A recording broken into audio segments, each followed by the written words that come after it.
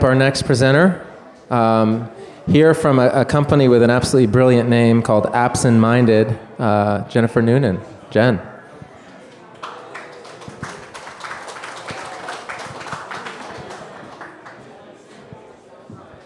Thanks for having us. Thanks for being here.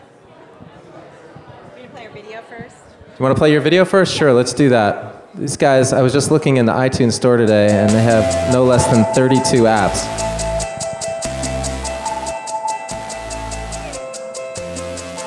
So what are we going to be seeing here in this video that's playing? I'm sorry, what did you say? What are we going to be seeing in the video that's playing? We're just showing a montage of all of our videos. Not all of, all of our apps. Not all of them, but a percentage of them that we thought might be interesting. So is there a niche or a genre that you're going to go after with most of these apps? Yeah, we actually target tween girls and toddlers. That's kind of our niche. So our apps are not that they're so dynamic or market changing or a game changer, but we just target our girls and know what they like and put a lot of apps out there for them.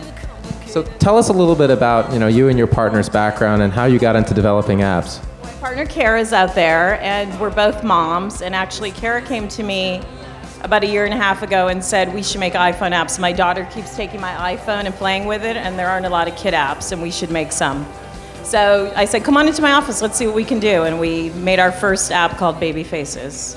We spent $400. And how long did it take you start to finish to do Baby Faces from that first conversation when you started talking about it? It was probably on the store within 4 weeks. Wow. And who did the development? We outsourced then. It was a really, really simple app. It was Baby Faces with sounds. Do you know how many? This was a year and a half ago. So the iStore had just, iTunes had just opened. Okay, so there were a lot fewer apps than maybe 25,000, something like that. And Exactly. What happened when it launched? Did you get a lot of buzz and a lot of downloads? We did well. We weren't even aware that apps were ranked at that point. So it was hard for us. We didn't even know how the iTunes store worked. So it's not that we had no idea, except we didn't even know how to read our sales. It was kind of, we were very, very, we were two moms making iPhone apps in the garage, basically. And so what do you think, because you guys have been tremendously successful, if I'm not mistaken, what do you think the secret to your success has been? Sticking with our niche and not trying to go beyond it. We tried to make two apps that went to boys and tried to compete, or just what we thought, and it just didn't work for us, and we realized we need to stick with our niche. We know what our girls want and how to make it happen. And we just keep honing it and honing it. And so you have a new app here tonight that you want to show us? Sure, we just picked one app because, like I said, none of our apps are game changers per se, that we just find, we try to make a really quality app really simply, kind of our target, and we keep it, we're kind of down and dirty. We make, quality apps at a low cost, and we like to turn them around pretty fast. So this is an app that it's our first app we did that has an in-app purchase. So we did this is the first time we've ever done a light and a full version.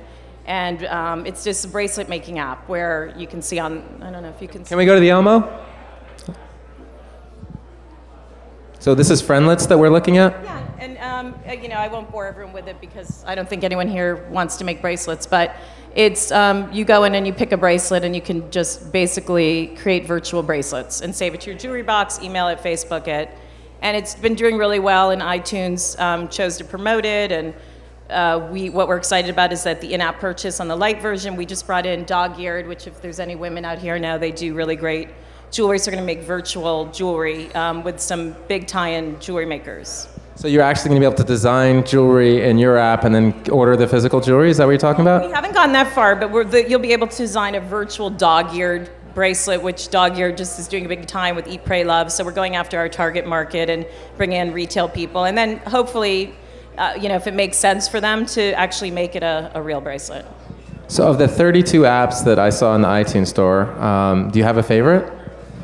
I think Friendlets is my favorite right now. Your last one is your favorite. It's always the third one that's in production. I always like the next app that's in queue. Which was the hardest? Probably making Baby Faces. We had no idea what we were doing. So, we had to, sign up for our developer account. We were complete novices. We had no idea what we were doing. So that probably was the most difficult. Are there any questions from the audience of the live stream? Oh, I see. Can you go up to the mic over there? Do you mind? Or maybe I can just reach over and mic you. Hang on a second. Did you develop your software? Did you develop yourself is the question. Talking with someone else earlier here that we call ourselves developers because that's what, but we're actually probably app producers is a better word for what we do. We don't, an app producer, we don't code ourselves. We're not, technically, we can't code them. Did you contract someone out to code it was the question. Yes, we have different teams that code for us. Yeah.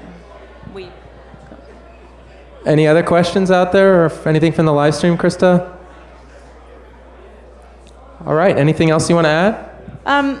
Well, we are launching a how-to video because we get so many questions from other I know this audience is more sophisticated than kind of our normal people, but from moms and other people who are novices who have, I have the greatest, the aha, I have a great app idea.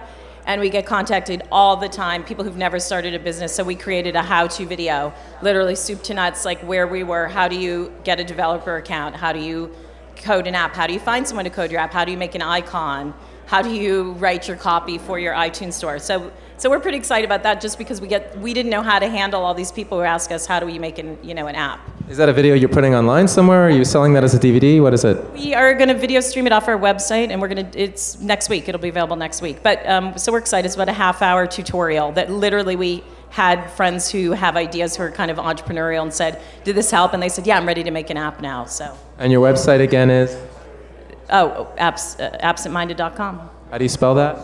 AppsNminded.com. All right. Well, thanks again for being here tonight, Jen.